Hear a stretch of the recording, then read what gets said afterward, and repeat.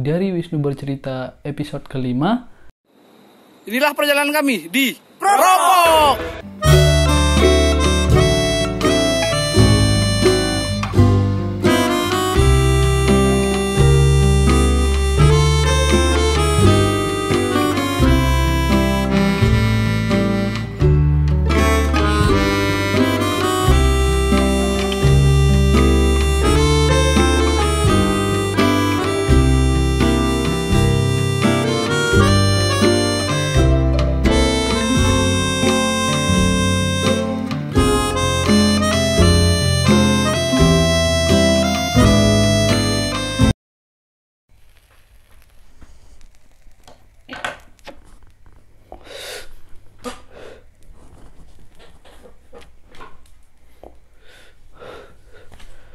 Halo internet, kenalin nama gue Wisnu.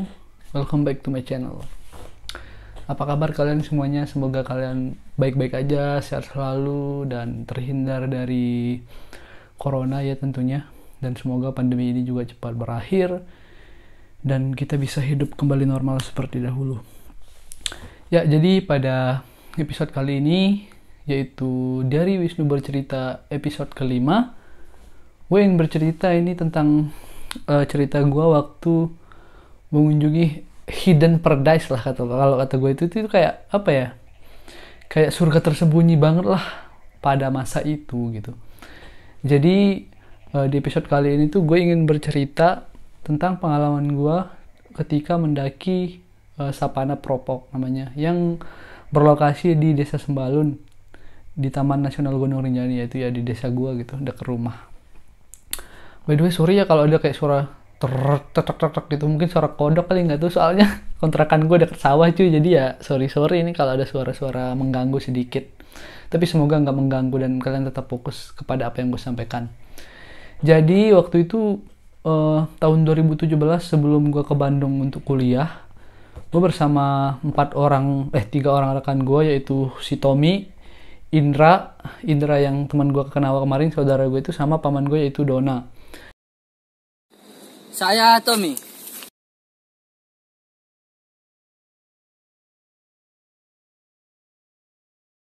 Saya Indra. Saya Dona. Dan saya Wisnu. Waktu itu kita berencana ingin mendaki si Sapana Propok ini sebenarnya udah lama, cuma kita memiliki waktunya itu yang pas untuk kita berempat itu mendadak gitu. Jadi mau nggak mau kita harus nge-planningnya secara cepat agar kita bisa menuju si Sapana Propok itu. Nah, dan kita itu berangkat dari rumah si Indra, diantar pakai mobil sama kakak gue juga, ada namanya si Roy, dia yang sering nganter kita kalau pergi-pergi ngedaki. Itu kita berangkat sore ya, dan kita mulai pendakian tuh sekitar hampir maghrib intinya mah. Jadi kita untuk mencapai si Sapana Propok ini kita harus diantar dulu ke starting pointnya. Starting pointnya itu ada namanya di Sebau, di tengah hutan. Dimana di tengah hutan ini tuh ya nggak ada sinyal gitu, cuma ada jalur satu, terus orang lalu lalang doang, nggak ada sinyal dan nggak ada apa-apa pada masa itu. Akhirnya kita diantar ke sana sore. Dan kenapa kita berani naik sore gitu kan? Karena si Tommy ini udah sering banget naik ke sana, dan si Dona ini juga udah pernah. Jadi kita berani gitu naik sore. Dan jalur untuk menuju Sapana Propok ini benar-benar masih ngeraba-raba gitu loh. Jadi kayak jalurnya tuh belum benar-benar terbuka untuk umum, karena jalur untuk menuju Sapana Propok ini hanya untuk para pemburu dan jalur Rinjani 100. Kalau kalian tahu Rinjani 100 itu adalah lomba maraton lari seluruh dunia yang diadain di Sembalun kayak gitu. Akhirnya kita diantar ke starting point, kita berangkat sore-sore. Dan ya, untung si Tommy dan si Dona udah tahu jalan. Jadi gue sama Indra tinggal ngikutin aja. Tapi kalau kalian ingin mendaki si Sapana Propok ini, gue saranin jangan ngikutin kayak kita jalan sore gitu. Sebaiknya jalan lebih pagi, karena kalian akan lebih aman. Karena treknya tuh walaupun jalan siang tetap sejuk, karena kan ngelewatin hutan-hutan. Cuma nanti di pertengahan atau ketika sebelum nyampe puncak tuh treknya udah mulai curam banget, guys. Jadi waktu itu gue berangkat berempat. Dan pokoknya kita sampai puncak, sampai tempat campingnya itu kan ada 2 tempat pilihan camping. Yang pertama ada di punggungannya, ketika kita udah nyampe di atas puncak bukitnya itu kita bisa ngecamp di sana, terus yang pilihan kedua itu kita bisa turun ke Sapananya. Nah, ketika gue udah sampai berempat nih di puncaknya, kita rencananya mau turun ngecamp di Sapananya, cuma kayak kita udah nyampenya terlalu malam, dan ya kita mutusin udahlah di sini aja gitu. Mungkin besok kalau mau turun kita turunnya pagi aja. Dan yang kalian harus tahu, dulu tempat ini tuh bener-bener yang ngunjungin tuh cuma biasalah orang-orang yang ngejenguk sapinya lah, orang-orang yang suka ngeburu, terus habis itu para runner-runner Rinjani 100. Bentar. Mati lagi.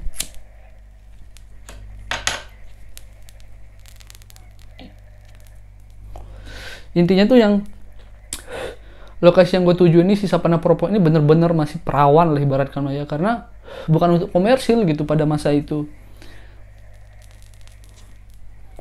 bukan dikunjungin oleh orang banyak gitu, karena belum terkenal juga sih pada masa itu. Akhirnya kita sampai, kita buat tenda, dan gue punya beberapa footage-nya sih, cuma maaf banget kalau footage-nya mungkin rada-rada buram atau kurang bagus dilihat, karena pada masa itu gue ngerekamnya cuma pakai HP Xiaomi yang dimana kameranya oke sih, cuma nggak terlalu bagus gitu, cuma cukup lah. Akhirnya kita sampai di puncaknya, kita buat tenda, dan kan malam tuh jadi gue nggak bisa ngeliat Sapananya dong di bawah gitu, jadi ya udahlah kita enjoy malam aja, makan pada Piunggun kayak gitu-gitu. Nah, dan di sini tuh kalau kalian ngecamp di puncaknya itu nggak ada air cuy. Jadi kalau kalian mau kalau mau ngecamp di puncak, kalian harus bawa air, persediaan air yang cukup banyak dari bawah gitu. Kalau kalian mau yang ada airnya, kalian harus turun ke Sapananya. Kita berangkat malam itu bener-bener sih, gue sudah sering sebenarnya ngedaki malam, cuma ini tuh yang pengalaman barunya tuh karena ini jalurnya masih ngeraba-raba gitu, jadi rada ngeri juga gitu jalan malam pada waktu itu. Dan akhirnya juga kita udah sampai, kita udah buat tenda semuanya, kita bercanda-bercanda berempat, dan itu bener-bener kayak apa ya, dunia cuma milik berempat itu, bener-bener sepi banget, bener-bener kayak menikmati banget lah, menikmati keindahan ciptaan Tuhan banget pada masa itu cuy.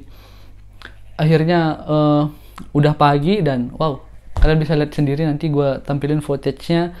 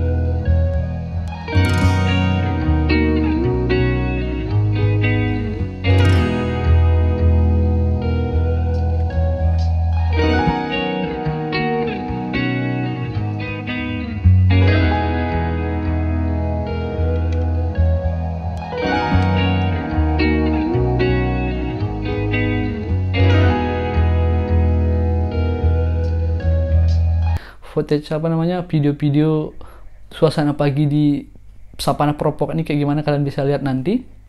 Dan yang gue mau ceritain di sini adalah setelah gue mendaki si Sapana Propok dan gue expose fotonya di mana-mana gitu di sosial media, gue buat video kan segala macam, itu masih belum terkenal cuy. Cuma tahun depannya, tahun 2018-nya, boom, itu Sapana Propok tuh aduh dihujani manusia cuy. Rame banget orang mendatangi si Sapana Propok tuh, bener-bener kayak ramenya tuh rame banget. Nah, intinya tuh rame banget sampai ada suatu kejadian di mana ada satu pengunjung kayak dugem gitu loh di atas Sapana Propok itu, bawa sound yang gede, terus mereka dugem-dugem jago-jago, sampai itu sempat viral masuk di media TV di mana-mana cuy. Tapi kalau gue sih rada sedih juga gitu. Yang awalnya gue kesana yang bener-bener si Sapana Propok ini masih perawan, masih oke, masih keren banget. Tapi sekarang udah bener-bener kayak rame banget gitu. ya di satu sisi sedih karena ada yang dugem lah, ada yang nggak jaga sampahnya lah dan lain-lain gitu. Cuma di satu sisi seneng karena masyarakat sekitar bisa mendapatkan pemasukan dari banyaknya wisatawan. Cuma mungkin yang perlu diperbaiki adalah kepengurusan, bukan kepengurusannya sih, cara mengelola pengunjungnya lah gitu, yang mungkin yang perlu diperbaiki. Tapi kalau kalian berkunjung ke Lombok, kalian harus banget sih kalau kata gue mengunjungi si Sapana Propok ini, karena ini bener-bener hidden paradise banget cuy, kayak surga tersembunyi gitu di Lombok. Kalian bakal takjub lah kalau mendaki si Sapana Propok ini. Akhirnya gue sama Tommy sama Indra sama Dona paginya tuh sunrise, foto-foto segala macam buat video, kita sarapan, kita bercanda-bercanda. Terus nanti juga kalian bakal dijelasin sama si Tommy tentang Sapana Propok ini, nanti videonya gue bakal tampilin, karena ada sesi wawancara juga. Halo, nama saya Tommy dari Sembalun Timba Gading. Kita sekarang berada di Propok, tapi bukan di sapananya, tapi di bukitnya. Namanya Bukit Sekomak. Nah, kira-kira dari Sembalun menuju Bukit Propok ini berapa lama? Kita perlu pakai mobil sekitar 30 menit sampai ke Sebau. Terus setelah dari Sebau kita trekking selama 1,5 jam. Yang normal. Tapi kalau lambat bisa 2,5 juga. Untuk treknya gimana, Pak? Untuk treknya tidak terlalu terjal, agak sedikit landai, tapi yang paling terjalnya itu sekitar 30 menit akhir. Nah, suasana di atas ini bagaimana, Pak? Ya, suasananya cukup bagus dan luar biasa, tapi perlu hati-hati pas baru sampai punggungan bukitnya. Nah, untuk antisipasi buat teman-teman yang akan kesini, kira-kira tipsnya apa, Pak? Tipsnya paling rekomendasi semua perlengkapan trekking harus lengkap. Yang utama untuk menjaga dingin. Terus yang paling rekomendasi pas naik sebelum jam 2. Kalau sudah jam 2 lebih baik jangan mendaki. Soalnya jalurnya masih agak masih agak baru, belum ramai dilalui masyarakat lah. Untuk air gimana, Pak? Untuk air, kalau kita soalnya di sini ada 2 tempat nginep. Yang pilihan pertama di punggungannya bukit, yang kedua di Sapana. Kalau kita nginep di Sapana airnya banyak, tapi kalau jalan dari punggungan bukit ke Sapana sekitar 1 jam. Kalau mau nginep di bukit harus bawa air dari bawah, dari perumahan penduduk di bawah. Oke, Pak, terima kasih. Ya. Halo, saya Indra. Ini pengalaman pertama saya naik bukit ini. Jalannya agak lumayan karena hujan dan juga licin. Kita juga jalan malam. Jadi sebaiknya yang mau kesini lebih baik jalan agak pagian biar bisa lebih jalannya agak terang karena kita lewat hutan. Suasana di sini ya sangat bagus karena kita bisa melihat Sapana, Rinjani, bisa juga melihat desa. Ya, saya Dona. Nah, ini adalah pengalaman yang ketiga kali bagi saya untuk mengunjungi Propok. Tapi kali ini kita nginep di punggungannya. Dan ini adalah pengalaman yang paling ekstrim, di mana kita naiknya agak malam. Kalau nggak salah itu jam 5:30. Kita start dari atas Sebau. Nah, untuk keadaan di sini gimana, Pak? Dingin kah atau gimana? Sangat dingin. Tapi dibandingkan pas saya naik kemarin, terlalu dingin yang kemarin. Tapi sekarang enggak. Kira-kira Terlalu dingin, rekomendasi anginnya lebih baik ngecamp di Sapana apa di bukit? lebih baik ngecamp. Kalau kita berangkatnya agak sorean, lebih baik ngecampnya di bukit, tapi bawa air yang cukup. Kalau pagian lebih baik di Sapananya, karena di sana sudah disediakan air, ada juga sumur di sana. Kita juga bisa mandi di sana. Oh ya, mungkin itu saja dari saya. Dan ya, setelah kita udah udah enjoy, udah foto-foto puas-puas Di atas puncak kita mutusin buat turun karena cuacanya udah mulai mau hujan, udah mulai mendung. Ini sebelum turun kita telepon dulu si Roy buat minta jemput, karena di situ tuh kebetulan ada sinyal cuma nggak gede gitu, kayak cuma di titik-titik tertentu aja ada sinyalnya gitu. Akhirnya gue telepon si Roy dan minta jemput. Kita perjalanan pulang itu, oh ya gue belum ngasih tahu ya, untuk estimasi pendakian tuh sekitar 2 jam sampai 3 jam, 2 jam sampai 4 jam lah dari starting point sampai menuju puncak. Kalau turun sih paling sejam lah, sejam atau enggak sejam setengah. Kita turun, kita ngevlog juga sambil turun, dan sembari kita nunggu jemputan si Roy ini, setelah kita udah sampai di starting point awal di pinggir jalan itu di tengah hutan, kita nungguin si Roy jemput kita kan rada lama. Kita main Tarzan-Tarzanan dulu cuy, kayak pakai apa ya? Apa sih namanya kalau pakai bahasa Indonesianya teh? Pokoknya pakai inian kayu lah, gua nggak tahu bahasa Indonesianya anjir. Kita main Tarzan-Tarzanan dulu, nanti kalian bisa lihat videonya. Nah, setelah main Tarzan-Tarzanan itu ya udah kita nunggu si Roy datang sampai si Tommy ketiduran. Nanti ada footage-nya juga di sini si Tommy ketiduran guys ya.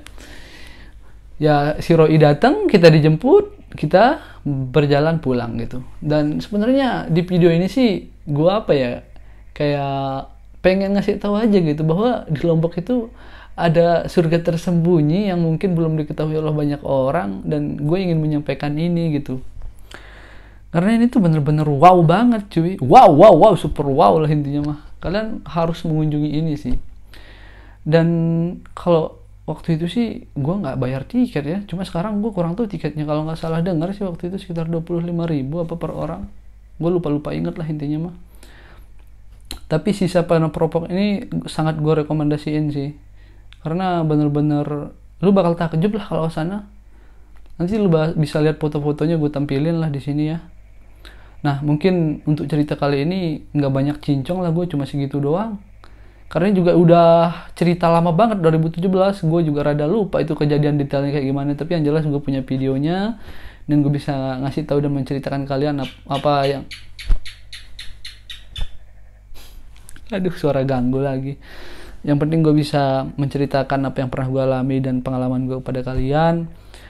Intinya tuh jagalah alam gitu kan, dan jangan diam di rumah doang cuy, jangan cuma main ke mall doang gitu. Indonesia tuh terlalu indah buat lu cuma main di mall doang. Lu bakal nyesel nantinya kalau lu nggak keliling-keliling dan menikmati indahnya Indonesia gitu. Tapi jangan sekarang sih, soalnya sekarang kan masih COVID, jadi rada susah juga kalau mau kemana-mana gitu. Nantilah tunggu COVID selesai baru kita gaul lagi gitu. Semoga kalian terhibur ya dan mendapatkan banyak informasi mungkin dan manfaat dari video yang gue buat. Gua mohon maaf kalau ada gue salah kata atau mungkin kurang berkenan apa yang gue sampein, tapi gue udah berusaha menceritakan apa yang pernah gue alami. Dan ya thank you banget kalian udah setia mau mampir, mau gue nggak peduli ya, mau sedikit mau banyak yang nonton video ini dan video-video gue yang lainnya. Yang penting tuh gue udah, niat gue tuh hanya ingin berbagi cerita, berbagi pengalaman dari kalian, terlepas penontonnya banyak atau sedikit. Ya gue syukurin aja apapun itu gitu kan. Yang penting gue udah berusaha membuat konten terbaik buat kalian semua. Thank you banget yang udah mau mampir. Terima kasih. Semoga kalian sehat selalu, jaga kesehatan, dan jangan lupa bantuin gue subscribe, bantuin gue share, bantuin gue like, dan kalian komen dong di video-video yang gue buat gitu. Kalau kalian mau nanya apapun itu silahkan tanya aja, nanti gue pasti bakal jawab satu persatu di kolom komentar. Siapa tuh kalian mau nanya budget misalkan ke Kanawa mungkin, terus budget ke Sapana Propok atau budget kemana, silahkan tanya aja di kolom komentar, nanti bakal gue jawab. Intinya sehat selalu, terima kasih udah mau mampir, dan gue pamit sampai ketemu di video berikutnya. Bye bye.